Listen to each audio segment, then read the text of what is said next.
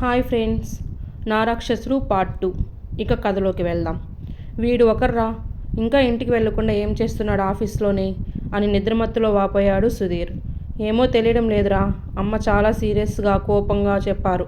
వీడు మళ్ళీ ఏం చేశాడా అని భయంగా ఉంది అన్నాడు కొంచెం ఆలోచిస్తూ మహేష్. ఓ, అమ్మ సీరియస్గా ఉన్నారంటేనే వీడు ఏదో చేసే ఉంటారురా. నేను ఇప్పుడే వెళ్తాను ఆఫీస్కి, నువ్వు నేరుగా రామింటికే వచ్చేయి అన్నాడు సుధీర్. ఓకేరా, నువ్వు వెంటనే వెళ్ళు అని కాల్ కట్ చేశాడు మహేష్. సుధీర్ ఫ్రెష్ అయ్యి చాలా ఫాస్ట్గా బైక్లో ఆఫీస్కి అర్ధగంటలో చేరుకున్నాడు. బయట వాచ్మెన్ ఉన్నాడు. నమస్తే సార్ అన్నాడు సుధీర్ని చూసి. రామ్ ఎక్కడ ఉన్నాడు అని అడిగాడు సుధీర్. లోపలే ఉన్నారు సార్ అన్నాడు వినయంగా వాచ్మెన్. ఇంకా లోపల ఎవరైనా ఉన్నారా అని అడిగాడు సుధీర్. ఇంకెవరూ లోపల ఎవరూ లేరు అంటూ ఇప్పుడే 1 గంట ముందు సీతా మేడం బయటికి వెళ్ళారు సార్ అని చెప్పాడు వాచ్మెన్. ఇప్పుడా? అంటే రాత్రి అంతా ఇక్కడే ఆఫీస్లోనే ఉన్నారా అని అడిగాడు సుధీర్.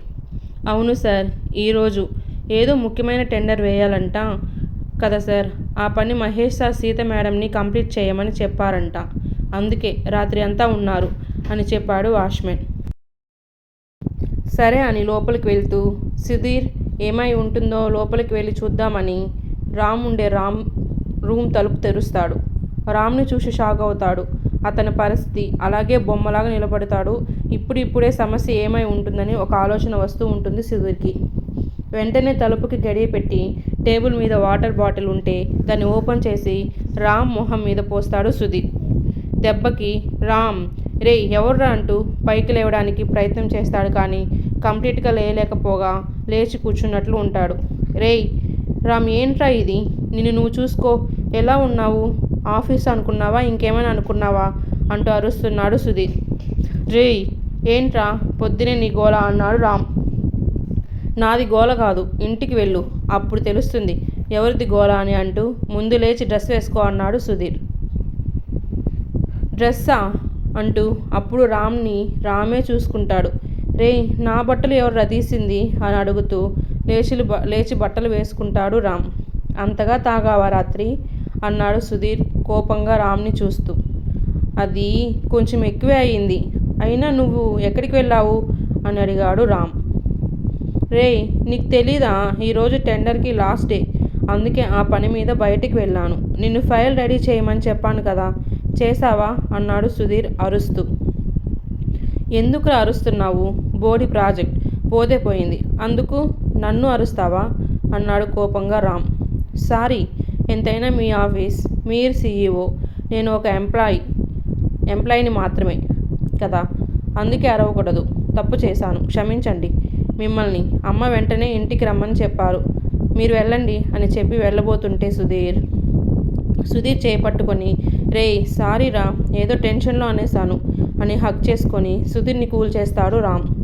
నన్ను కాదు, అక్కడ ఇంటికి పద, అమ్మ ఎందుకో చాలా సీరియస్ అని కోపంగా ఉన్నారంట అన్నాడు సుధీర్. ఎందుకురా అని అడిగాడు రామ్. రాత్రి నువ్వు ఎవరితో అయినా గడిపావా అని నేరుగా అడిగాడు సుధీర్. రేయ్ అలాంటిదేమీ లేదురా అన్నాడు రామ్. అయ్యో, అంతగా నిన్ను ఎవర్రా తాగమన్నారు అన్నాడు సుధీర్. ఏమైందిరా అని కొంచెం టెన్షన్గానే అడిగాడు రామ్. ఏమో నాకు తెలీదు, ఇంటికి వెళ్తేనే తెలుస్తుంది, పద వెళ్దాము అని ఇద్దరు బయలుదేరుతారు. కమలాదేవి బలరాజ్ నాయుడికి అంతా ఎక్స్ప్లెయిన్ చేసి ఉంటుంది. వాళ్ళతో పాటే సీత కూడా కూర్చొని రామ్ కోసం ఎదురు చూస్తూ ఉంటుంది. బలరాజు కొంచెం దూరంగా కమలని తీసుకొని వెళ్ళి ఇప్పుడు ఏం చేద్దాం అని అడుగుతాడు. వాడు రానివ్వండి, ఆలోచిద్దాము అని కోపంగా చెప్తుంది కమల. మహేష్ కార్ స్పీడ్గా డ్రైవ్ చేసుకుంటూ వస్తున్నాడు టెన్షన్గా. ఇంకో అర్ధగంటలో రామ్ వాళ్ళ ఇంటిని చేరుతాడు. ఇక్కడ సుధీర్ బైక్లో, రామ్ కార్లో ఇంటికి చేరుతారు. బైక్ కార్ రావడం చూసి లాన్లో ఉన్న సీత లేచి నిలబడుతుంది. కమల బలరాజు కూర్చొనే ఉంటారు.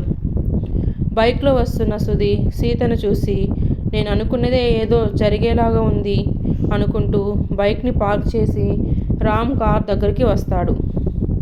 రామ్ కార్ నుంచి దిగుతూ కమల వాళ్ళని లాన్లో చూస్తూ వీళ్ళకి పొద్దునే లాన్లో ఏం పని అనుకుంటూ సీత వైపు చూసి ఈ అమ్మాయి ఎవర్రా అని సుధీర్ని అడుగుతాడు. సుధీర్ షాక్ అయ్యి ఆ అమ్మాయి ఎవరని నీకు నిజంగానే తెలీదా అని అడుగుతాడు. నీకు తెలుసా అని రిటర్న్ అడుగుతూ ఇద్దరు నడుచుకుంటూ వచ్చి అమ్మా నాన్నల ముందరికి వచ్చి నిలబడతాడు రామ్ సుధీర్. కమల లేచి నిలబడి రాత్రి అంతా ఇంటికి రాలేదు, ఎక్కడ ఉన్నావు అని అడుగుతూ పైనుంచి కింద వరకు రామ్ని చూస్తుంది. అది అమ్మా సారీ ఆఫీస్లోనే అని అంటున్న రామ్ని చాచి చెంప మీద కొడుతుంది కమల. బలరాజు కమల అంటూ లేస్తాడు. నన్ను ఆపకండి ఈరోజు అని గట్టిగా అరుస్తుంది కమల. సీత కమలని అంత కోపంగా చూస్తూ భయపడుతుంది. సుధీర్కి ఇంక కన్ఫామ్ అయ్యింది ఇది సీత కోసమే అని. కమల కొట్టిన దెబ్బకి రామ్ షాక్లో అలాగే బొమ్మలాగా నిలబడుతూ ఉంటాడు. చెప్పు రామ్, రాత్రి ఎక్కడ ఉన్నావు, ఇంటికి ఎందుకు రాలేదు అని గట్టిగా అరిచింది కమలాదేవి. మామ్, ఇప్పుడు నన్ను ఎందుకు కొట్టావు, అది కూడా అందరి ముందు అని పల్లి బిగపెట్టుకొని అడిగాడు రామ్. కోపం వస్తుంది కదా, నాకు అలాగే ఉంది. కాదు, నిన్ను చూస్తుంటే కంపరంగా ఉంది అని అరిచింది కమల. అంతలోపే మహేష్ కూడా వస్తాడు, కార్ ఏమో స్పీడ్లో డ్రైవ్ చేసుకుంటూ. వచ్చిన వెంటనే కార్ దిగుతూ అందరికీ ఒక లుక్ వేసుకుంటూ వస్తాడు. అలా మహేష్ కంట్లో సీత పడింది. ఈ సీత ఇక్కడ ఏం చేస్తుంది అని అనుమానంగా తనని చూశాడు. అమ్మా, ఏమైంది, ఎందుకు ఇక్కడ నిలబడి మాట్లాడుతున్నారు, లోపలికి వెళ్దాం పదండి అన్నాడు మహేష్. రామ్ లోపలికి వచ్చేది ఇంక ఈ అమ్మాయిని పెళ్లి చేసుకొని తన చేతుల్ని పట్టుకొని రావాలి, అప్పుడే వీడికి ఇంట్లోకి ప్రవేశం, లేదా వీడి ఇప్పుడే బయటకు వెళ్ళొచ్చు అని కరాఖండిగా చెప్పేసింది కమల. వాట్, అసలు ఎందుకు కొట్టావో ముందు అది చెప్పు, అసలు ఎవరిది, దీన్ని నేను ఎందుకు పెళ్లి చేసుకోవాలి అని అడిగాడు రామ్ చాలా నెగ్లెక్ట్గా చికాకుగా. ఏంటి ఏమన్నావు, ఎవరి ఇది, నా మాటలు మర్యాదగా రానివ్వు రామ్, నన్ను ఎవరైనా ఇలా మాట్లాడితే అంటూ ఉండగానే కమల చంపేస్తాను వాళ్ళని, నా అమ్మని అలా ఎలా మాట్లాడితే అన్నాడు కోపంగా రామ్. మరి ఈ అమ్మాయి ఇప్పుడు నిన్ను ఏమనాలి అని అడిగింది కమల. ఈ అమ్మాయి అసలు ఎవరు తను అన్నాడు రామ్. మన ఆఫీస్లో నీకు పిఏ రామ్ అన్నాడు మహేష్. పిఏనా, నేనెప్పుడు చూడనే లేదే అన్నాడు సీతని పైనుంచి కింద వరకు చూస్తూ. రామ్ చూపులు సీతకి చాలా ఇబ్బందిగా అనిపించింది. సరే ఓకే, ఇప్పుడు ఈ అమ్మాయి ఎందుకు ఇక్కడ ఉంది అన్నాడు రామ్. అసలు నీకేమీ గుర్తులేదా రామ్ అని అడిగాడు బలరాజు. ఏం గుర్తుండాలి డాడ్ అన్నాడు విసుగ్గా రామ్. అంత ఎక్కువగా తాగావన్నమాట అని అనింది కమల. మామ్ ప్లీజ్ అన్నాడు రామ్. నాకు తల నొప్పిగా ఉంది, కాఫీ తీసుకొని రమ్మని చెప్పు అని కూర్చున్నాడు తల పట్టుకొని రామ్. సుక్కు అని పిలుస్తున్న బలరాజును ఆపింది కమల. ఆగండి, విషయం తేలేంత వరకు వీడికి మంచినీళ్ళు కూడా ఇవ్వను అని మొండిగా చెప్పింది కమల. మామ్, అసలు ఏ విషయం గురించి మాట్లాడుతున్నావు అని అడిగాడు చైర్ తంతు ఇంక భరించలేక రామ్. రేయ్ నువ్వాగు, ఇలా రా అని కొంచెం పక్కకి లాగాడు మహేష్.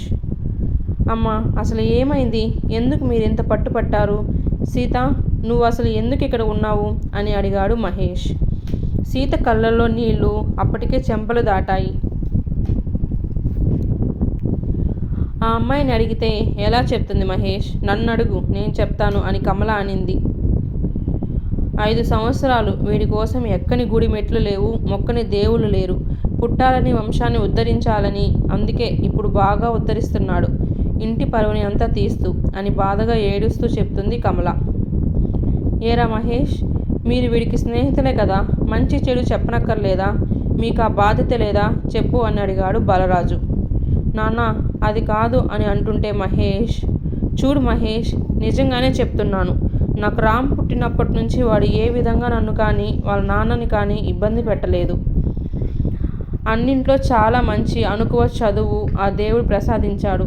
కానీ 1 సంవత్సరం నుంచే వాడు ఇలా తయారయ్యాడు. ఎందుకని అడిగితే మీరు చెప్పడం లేదు. మిమ్మల్ని వాడు పుట్టక ముందు నా కొడుకుల్లాగా అనాథ శరణాలయం నుంచి దత్తత తీసుకున్నాను. కానీ నిన్ను సుధీర్ని ఏ రోజు తక్కువగా చూడలేదు. మీరు పెద్దయ్యాక ఇక్కడ ఉండము, మేము సెపరేట్గానే ఉంటామమ్మా అని అడిగారు. మీ ప్రైవసీని నేను ఆపలేదు. అలా ఎవ్వరికి ఏ లోటు లేకుండా చూసుకుంటున్నాం కదరా. మరి నీలాగా సుధీర్ లాగా వాడు ఎందుకు లేడు ఇప్పుడు? అమ్మ ప్లీజ్ కొంచెం కంట్రోల్గా ఉండు, స్ట్రెస్ అవ్వద్దు. అసలే మొన్ననే డాక్టర్స్ వచ్చి చెక్ చేసి ఏం చెప్పారు? నిన్ను బాగా రెస్ట్ తీసుకోవాలని, ఇలా అంతా ఒత్తిడి పెంచుకోకూడదని చెప్పారా లేదా అన్నాడు సుధీర్. డాక్టర్స్ వచ్చారా? ఏమైంది అమ్మకి అని అప్పుడు అడుగుతాడు రామ్. ఎంత మంచి కొడుకో చూసారా అని బాధాకరమైన నవ్వు నవ్వారు కమలాదేవి. మా ఇదంతా వద్దు, అసలు ఏమైందో చెప్పు అన్నాడు కోపంగా రామ్. అమ్మ అసలు సమస్య ఏంటని తెలిస్తే కదా మేము సొల్యూషన్ చెప్పగలము అన్నాడు మహేష్. మీ తమ్ముడు, నీ స్నేహితుడు ఆ అమ్మాయిని ఆఫీస్లో రేప్ చేశాడు అని గట్టిగా అరిచింది కమల. అంతే, అలా చెప్పేసరికి సీత ఏడుస్తూ మోకాల మీద కూర్చుంటుంది. మహేష్, రామ్ ఇద్దరు షాక్ అవుతారు. రామ్కి అసలు ఏమైనా గుర్తు ఉంటే కదా షాక్ అవ్వకుండా ఉండడానికి. సుధీర్ మాత్రం షాక్ అవ్వడు, ఎందుకంటే ముందుగానే అనుమానం వచ్చింది కాబట్టి. అందరికీ నిజం తెలిసి సుధీర్ అనుకునేదే నిజమైనందుకు గట్టిగా ఊపిరి పీల్చుకుంటాడు. మహేష్ ఏడుస్తున్న సీతని జాలిగా చూశాడు. బొమ్మలాగా నిలబడి ఉన్న రామ్ని అసహ్యంగా కోపంగా చూస్తూ రామ్ అని గట్టిగా పిలుస్తాడు మహేష్, కొంచెం గట్టిగానే. ఆ పిలుపుకి రామ్ ఈ లోకంలోకి వస్తాడు. ఏడుస్తున్న సీతను చూస్తూ నో, నేను ఈ అమ్మాయిని నో అంటూ అరిచాడు రామ్. నువ్వు అరిచినంత మాత్రాన నిజం అబద్ధం అయిపోదు రామ్ అన్నారు కమల. మామ్ సీరియస్గా చెప్తున్నాను, నాకేమీ తెలీదు అని చేపట్టుకోపోయాడు రామ్. అంటే అంతగా తాగున్నావు అన్నమాట అనింది కమల. మామ్ ఈ అమ్మాయి ఏదో గేమ్ ప్లే చేస్తుంది, నన్ను ఇన్ని రోజులు అబ్జర్వ్ చేసుంటుంది. అయినా ఆఫీస్లో అంత సమయం వరకు ఎవరూ లేకుండే, అంతవరకు ఆ అమ్మాయి మాత్రమే ఎందుకు ఉనింది? దీనికి సమాధానం చెప్పమని చెప్పండి. నేను తాగుతానని తెలుసుకొని ఉనుంటుంది. అందువల్ల ఎప్పుడు నా పక్కన మహేష్ ఉంటాడు కాబట్టి ఇప్పటి వరకు ఇలాంటి ప్రయత్నాలు చేసుండదు. కానీ 4 రోజుల నుంచి మహేష్ లేడని ఇలా ప్లాన్ అంటూ ఉండగానే రామ్ చాలు అని గట్టిగా అరుస్తూ పైకి లేస్తుంది. అంతవరకు రామ్ మాటలు సహించి భరించిన సీత ఇంకా ఆ నిందలను తట్టుకోలేక లేచి రామ్ ముందరికి వచ్చి కోపంగా నిలబడుతుంది. ఏం చెప్పారు? నేను ప్లాన్ చేసి ఇలా చేశానా? అంత నీచమైన క్యారెక్టర్ కాదు సార్ నాది. మీకు డబ్బులు ఉన్నాయి కదా అని మీరు ఏం అనుకుంటే అది నిజం అయిపోదు సార్. మహేష్ సారే నన్ను టెండర్ ఫైల్ సబ్మిట్ చేయడానికి లాస్ట్ డే రేపు ఈరోజు వరకు రామ్ చేస్తాడని ఎదురు చూశాను. వాడు చేసే పరిస్థితిలో లేడు ఇప్పుడు. ఎలాగైనా రెడీ చేసి పెట్టు అని చెప్పారు. అందుకే ఎంత టైం అయినా పర్వాలేదు అని పని చేస్తూ కూర్చున్నాను. కరెక్ట్గా ఇంటికి వెళ్దామని లేచాను. అప్పుడే మీ రూమ్లో నుంచి ఏదో పెద్ద శబ్దం వినిపించింది. వచ్చి చూస్తే మీరు కింద పడిపోయి ఉన్నారు. అప్పటికి మిమ్మల్ని నేను లేపలేను అని వాచ్మెన్ని పిలవడానికి వెళ్తే అతను లేడు అక్కడ. మిమ్మల్ని నీళ్ళు చల్లి తట్టి లేపుదామంటే మీరేమో పద్దు వచ్చావా నా కోసం, మళ్ళీ వచ్చావా, నాకు తెలుసు నువ్వు వస్తావని అంటున్నాను అని అప్పటి వరకు ఉన్న కోపం బయటకు కన్నీళ్ళ రూపంలో వస్తుంది. అంతా వింటున్న అందరూ షాక్లో ఉంటారు, ఇంక్లూడింగ్ రామ్తో సహా. అసలు మీరు పైకి లేచారు కదా, అప్పుడు మీ పరిస్థితి ఎలా ఉన్నిందో ఒక్కసారి గుర్తు చేసుకోండి అని చెప్పింది. మీరు కిందనే కదా పడి ఉన్నారు అంటూ సీత.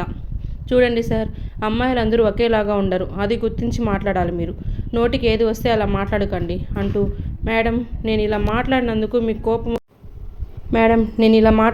మీకు కోపం వచ్చుంటే క్షమించండి, కానీ మాట్లాడకుండా ఉండలేకపోయాను అని చెప్పింది సీత కమలతో. తప్పు నీది కాదమ్మా, వాడే చెప్తాడు ఇప్పుడు తప్పు ఎవరిదని అని రామ్ వైపు చూస్తుంది కమల. మామ్ పెళ్లి చేసుకోవడం కుదరదు, ఏదో తాగిన మత్తులో తప్పు చేసుండొచ్చు, అందుకని పెళ్లి చేసుకోలేను, కావాలంటే ఏదైనా డబ్బులు కావాలంటే అంటూ ఉంటే రామ్ అని గట్టిగా అరుస్తూ నువ్వేనా నా కడుపులో పుట్టింది, చీ అంటూ బాధపడుతుంది కమల. సీత ఎక్కులు పెట్టి ఏడుస్తూ ఉంటుంది. అమ్మ మీరు ఉండండి, నేను మాట్లాడతాను అని మహేష్ రామ్ని పక్కకు తీసుకొని వెళ్తాడు. వెనకాలే సుధీర్ కూడా వెళ్తాడు. ఏం మాట్లాడుతున్నావు రామ్, అర్థమవుతుందా నీకు అని అడుగుతాడు మహేష్. ఇంకేం చేయమంటావు? పద్దుని నన్ను వదిలి వెళ్ళిపోయింది, అలా అని ఈ అమ్మాయి మెడలో తాళి కట్టాలా? అసలు తన క్యారెక్టర్ ఏంటో కూడా తెలియదు అని కోపంగా మాట్లాడతాడు రామ్. నీ క్యారెక్టర్ ఇలాంటిది అని తెలిసి ఆ అమ్మాయి పెళ్ళికి ఒప్పుకుంటుందిగా అన్నాడు సుధీర్. రేయ్ ఏం మాట్లాడుతున్నావు అని అడిగాడు రామ్. అవును రామ్, ఆ అమ్మాయి చెప్పిందంతా నిజమే. వాచ్మెన్ కూడా చెప్పాడు ఆ అమ్మాయికి ఏదో పని ఉందని, చేసుకుంటూ ఉన్నింది అని అతను వెళ్ళి చూసేటప్పుడు. అవును రామ్, నువ్వు ఫైల్ ప్రిపేర్ చేయలేదని నేను చెప్పాను. చాలా లాస్ అవుతాము ఈ టెండర్ మిస్ అయితే. కాబట్టి ఎలాగైనా కంప్లీట్ చేయమని, లేదంటే ఆ అమ్మాయి మామూలు సమయానికే వెళ్ళిపోయి ఉంటుంది. ఇప్పుడు ఇలా నిలబడి ఉండదు అన్నాడు మహేష్. రేయ్, ఏంట్రా, నేనేమైనా ఆ అమ్మాయి మీద మోజుపడి పని ముగించుకొని వదిలేసేలాగా నాకు చెప్తున్నారు? నేనేమి కావాలనే చేయలేదు. మీరు ఏదో ఒకటి నచ్చచెప్పి పంపించండి. అయినా ఈ కాలంలో అమ్మాయిలు ఒక అబ్బాయితోనే ఉంటున్నారా ఏంటి? ఆ అమ్మాయిని ఆస్తి చూసి ఇది అడ్డుగా పెట్టుకొని నన్ను పెళ్లి చేసుకోవాలని అనుకుంటుంది. అలా ఎప్పటికీ జరగదు అని తెగేసి చెప్పాడు రామ్. రామ్, నువ్వు మాట్లాడుతున్నది చాలా తప్పురా. అలా చెప్పొద్దురా, పాపం రా ఆ అమ్మాయి అంటాడు సుధీర్. అయితే నువ్వు పెళ్లి చేసుకో అంటాడు రెక్లెస్గా రామ్. రేయ్ ఛీ అంటూ రామ్ షర్ట్ కాలర్ పట్టుకుంటాడు సుధీర్. రేయ్ నువ్వు ఆగు సుధీర్. ఏంటి ఆ మాటలు రామ్? అలా పెళ్ళికి ఒప్పుకొని వాడివి ఎందుకు అలా తాగి ఆ అమ్మాయి జీవితం నాశనం చేశావు అన్నాడు మహేష్. ఏంట్రా మీరంతా నాశనం అది ఇది మాట్లాడుతున్నారు? అసలు ఈ జనరేషన్లో పెళ్ళికి ముందు ఇదంతా కామన్ అయిపోయింది పెద్ద అన్నాడు రామ్. అలా అందరూ కామన్ అని అనుకోరు రామ్. అందులో ఈ అమ్మాయి ఒకటి. ఆఫీస్లో జాయిన్ అయినప్పటి నుంచి చూస్తున్నా. చాలా డీసెంట్ అండ్ కామ్గా తన పని తను చేసుకుంటూ ఉంటుంది. ఇలాంటి అమ్మాయిలకి అలాంటివి కామన్ కాదు అన్నాడు మహేష్. మీరెంతైనా ఏమైనా చెప్పండి, నేను మాత్రం ఈ పెళ్ళికి ఒప్పుకోను అని అంటూ ఉండగా రామ్, అయితే నేను వెళ్ళి పోలీస్ కంప్లైంట్ ఇవ్వాల్సిన పరిస్థితి వస్తుంది సార్ అంటూ అనడం వినిపించింది. ముగ్గురు అటు సైడ్ చూడగా కమల, సీత అక్కడ ఎదురుగా ఉంటారు. కమల కూడా సీత అలా అనడంతో షాక్ అయి చూస్తూ ఉంటుంది. ఏంటి, బ్లాక్మెయిల్ చేస్తున్నావా? గో టు హెల్, వెళ్ళి ఏమైనా చేసుకో, కానీ నేను మాత్రం నిన్ను చచ్చిన పెళ్లి చేసుకోను, యూ బ్లడీ అని అరుస్తున్నాడు గట్టిగా Ram. Mind your words mister Ram అని గట్టిగా అరిచింది సీత. ఇలాంటి అమ్మాయి అయితేనే వీడిని మార్చి మళ్ళీ మామూలు మనిషిని చేయగలుగుతుంది. అందుకే ఏమో ఆ పరమేశ్వరుడే వీళ్ళిద్దరి మధ్యలో ఇలా జరిగేలా చేసుంటాడు అని మనసులో కమల అనుకుంటూ ఉంటుంది. ఏంటి గొంతులేస్తుంది అంటూ సీత గొంతుని పట్టుకున్నాడు రామ్. అందరూ అనుకోని ఆ సంగతికి కొంచెం భయపడి రామ్ని విడిపించారు సీత నుంచి. రామ్, ఏంటి నువ్వు చేస్తున్న పని అని గట్టిగా అరుస్తుంది కమల. ఇంకేం చేయమంటావు? చూడు ఎలా అరుస్తుందో నా ముందర నిలబడే. అర్హత కూడా లేని ఇది నా ముందు ఎలా అరుస్తుంది అని కోపంగా చూస్తున్నాడు సీతని రామ్. మీ ముందర నిలబడి ఉండడానికి నాకేమి అర్హత ఉండాలి? ఆ అర్హత ఉంది సార్, కానీ మీకే నన్ను పెళ్లి చేసుకునే అర్హత లేకుండా ఆ దేవుడు మన ఇద్దరికి ఇలా జరిగేలా చేశాడు అని అనింది సీత ఏమాత్రం తగ్గకుండా. తన మనసులో ఏమనుకునిందో అదే సీత మాటల్లో వినిపించేసరికి కమల ఆశ్చర్యంగా చూస్తుంది సీతని. వాట్ దిస్ నాన్ సెన్స్ అంటూ మళ్ళీ సీత ముందుకు వస్తున్న రామ్కి అడ్డుగా కమల నిలబడింది. మామ్, పక్కకి తప్పుకో అని అంటున్నాడు రామ్. రామ్, ఈరోజే మీ ఇద్దరికి పెళ్ళి. ఇందులో ఎలాంటి మార్పులు లేవు. నువ్వు పెళ్ళి చేసుకోను లేదా పెళ్ళికి రాను అని అలాంటి మాటలు మాట్లాడావో నేను మీ నాన్న ఇద్దరం ఆత్మహత్య చేసుకుంటాము అని తీర్మానించింది కమల. అమ్మ ఏంటి అని ముందుకు వస్తున్న సుధీర్, మహేష్లకి చెయ్యి అడ్డుపెట్టి నువ్వు చెప్పు నీ సమాధానం అని రామ్ని అడిగింది Kamala. Mom, you are blackmailing me, you don't do like that అన్నాడు రామ్ కోపంగా. నీ సమాధానం మాత్రమే నాకు కావాలి అని మళ్ళీ అడిగింది కమల. రామ్, చేసుకుంటానని చెప్పురా అన్నాడు మహేష్. అవును రామ్ చెప్పు, లేదా అమ్మ గురించి నీకు తెలుసు కదా అన్నాడు సుధీర్. రామ్ సీతనే గుడ్లు అప్పగించి చూస్తూ సరే మీ ఇష్టం అని కోపంగా లోపలికి వెళ్ళిపోతాడు. అందరికీ ఇప్పుడు కొంచెం మనసు ప్రశాంతంగా ఉంటుంది. నీకు సంతోషమే కదా సీత అని కమల ప్రేమగా అడుగుతుంది. సంతోషమా? ఏం సంతోషం మేడం?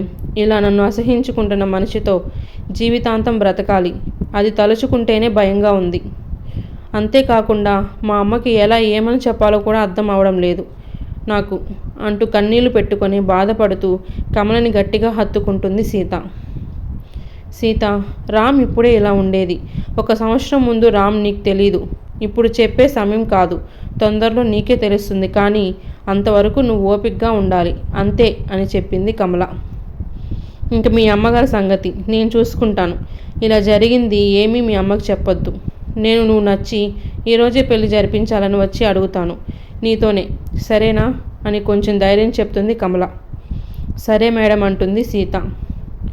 మహేష్, లోపలికి రండి. వద్దులే, మీరు సీతతో పాటే ఉండండి. మొదటిసారి రామ్తో కలిసే నువ్వు లోపలికి అడుగు పెట్టాలి కాబట్టి ఇక్కడ మహేష్ వాళ్ళతో ఉండు. నేను రెడీ అయి వస్తాను, ఇద్దరం వెళ్దాం అని చెప్పి అక్కడ కుర్చీని పెట్టి కమల బలరాజు వెళ్తూ సుధీర్ నువ్వురా అని పిలుస్తుంది కమల. చెప్పుమా అంటాడు సుధీర్. ఎప్పుడు మంచి ముహూర్తం ఉందో చూసుకొని రా, జాతకాలు అన్నీ మళ్ళీ చూసుకుందాము. ముందు పెళ్ళి ఈరోజే అయిపోవాలి అని చెప్పింది కమల. అలాగే రిసెప్షన్ రేపు రాత్రికి ప్లాన్ చేయండి. అందరినీ ఇన్వైట్ చేయండి, ఎవరిని మర్చిపోకూడదు. ఆఫీస్ ఫ్రెండ్స్ రిలేటివ్స్ అందరినీ పిలవండి అని చెప్తూ చాలా గ్రాండ్గా జరగాలి రిసెప్షన్ అని చెప్పింది కమల. సరే అమ్మా, మేము చూసుకుంటాము అన్నాడు సుధీర్. కమల బలరాజు రెడీ అవ్వడానికి వెళ్ళిపోయారు. ఇక్కడ సుధీర్ పంతులకి ఫోన్ చేసి ముహూర్తం గురించి కనుక్కుంటూ ఉన్నాడు. సీతా మహేష్ ఇద్దరు కూర్చొని ఉన్నారు. కథ నచ్చితే లైక్ చేసి కామెంట్స్ ఇవ్వండి. అలాగే సబ్స్క్రైబ్ చేసుకొని బెల్ మీద ప్రెస్ చేస్తే నేను నెక్స్ట్ పార్ట్ అప్లోడ్ చేస్తే నోటిఫికేషన్ వస్తుంది. Thanks for watching video.